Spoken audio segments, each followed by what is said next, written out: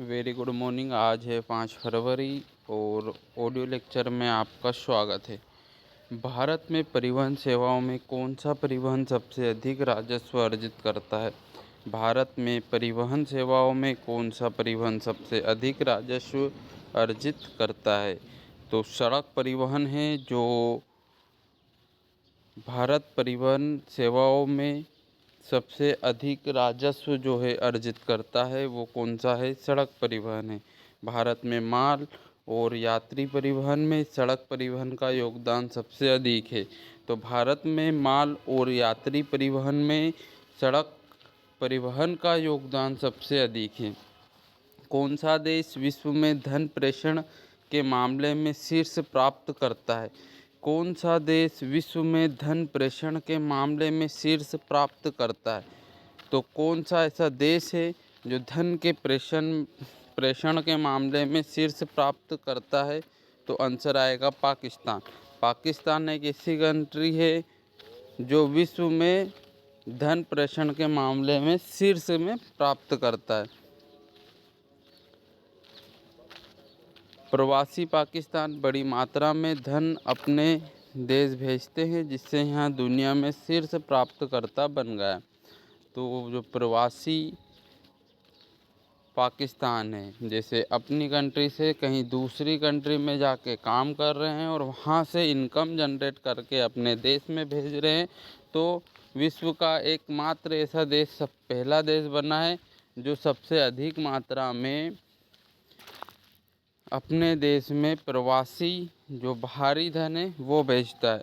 भारत के deep ocean mission के लिए कितने करोड़ रुपए का आवंटन किया गया? भारत के डीप ओशन मिशन के लिए कितने करोड़ का आवंटन किया गया? तो 600 करोड़ रुपए का आवंटन किया गया। कौन से मिशन के लिए? तो डीप ओशन मिशन के लिए 600 करोड़ रुपए का आवंटन किया गया। यह मिशन समुद्री संसाधनों अन्वेषण और गहरे समुद्र में अनुसंधान को बढ़ावा देने के लिए शुरू किया गया। तो डीप ओशन मिशन क्या है? डीप ओशन मिशन समुद्री संसाधनों का अन्वेषण और गहरे समुद्र में अनुसंधान को बढ़ावा देने के लिए शुरू किया गया। हाल ही में केंद्र सरकार ने विभिन्न राज्यों में आपदा न्यूनीकरण के लिए कितने करोड़ की मंजूरी दी? तो हाल ही में केंद्र सरकार ने विभिन्न राज्यों में आपदा न्यूनीकरण के लिए कितने करोड़ की मंजूरी दी है? तो ध्यान रखना, 3087.86 करोड़ रुपए की मंजूरी दी है। 3087.86 करोड़ रुपए की मंजूरी दी। भारत ने 4 नए रामसर स्थलों को शामिल किया, जिससे देश में कुल रामसर स्थलों की संख्या कितनी हो गई है? तो देश ने 4 रामसर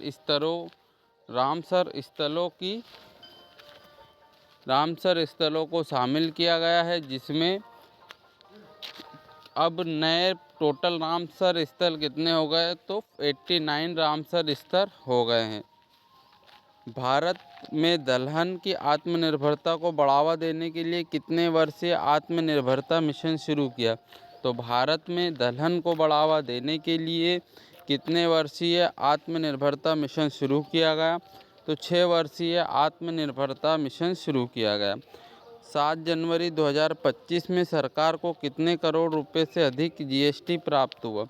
7 जनवरी 2025 में सरकार को कितने करोड़ रुपए से अधिक जीएसटी प्राप्त हुआ है? तो इसका आंसर आएगा 1,95,000 करोड़ रुपए जीएसटी प्राप्त हुआ। 7 जनवरी 2025 में सरकार को कितने करोड़ रुपए से अधिक जीएसटी प्राप्त हुआ? तो 1,95,000 करोड़ रुपए का जीएसटी प्राप्त हुआ। आर्थिक सर्वेक्षण के अनुसार भारत सरकार द्वारा बुनियादी ढांचा क्षेत्र पर पूंजीगत व्यय में FY20 से FY25 के बीच कितनी वृद्धि है? तो आर्थिक सर्वेक्षण के अनुसार भारत सरकार द्वारा बुनियादी ढांचा क्षेत्र पर पूंजीगत व्यय में FY20 से FY25 के बीच कितनी वृद्धि है? तो 38.8% की वृद्धि है। भारत में वैश्विक सेवा निर्यात में लगभग कितने प्रतिशत हिस्सेदारी रखता है? भारत वैश्विक सेवा निर्यात में लगभग कितने प्रतिशत का हिस्सा रखता है? तो 4.3% हिस्सा रखता है। भारत वैश्विक सेवा निर्यात में लगभग कितने प्रतिशत हिस्सा रखता है? तो 4.3% का हिस्सा रखता है। हाल ही में किस राज्य सरकार ने धर्मांतरण विरोधी विधेयक पेश किया?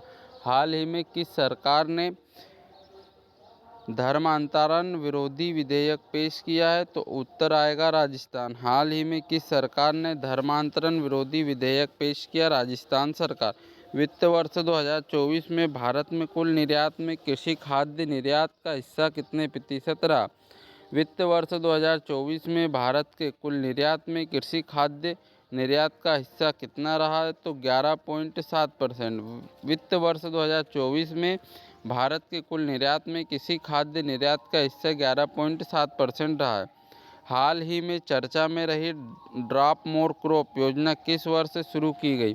हाल ही में चर्चा में रही ड्रॉप मोर क्रॉप योजना किस वर्ष शुरू की गई? तो 2016 में ड्रॉप मोर क्रॉप योजना शुरू की। आज का अपना लेक्चर यहीं समाप्त होता है।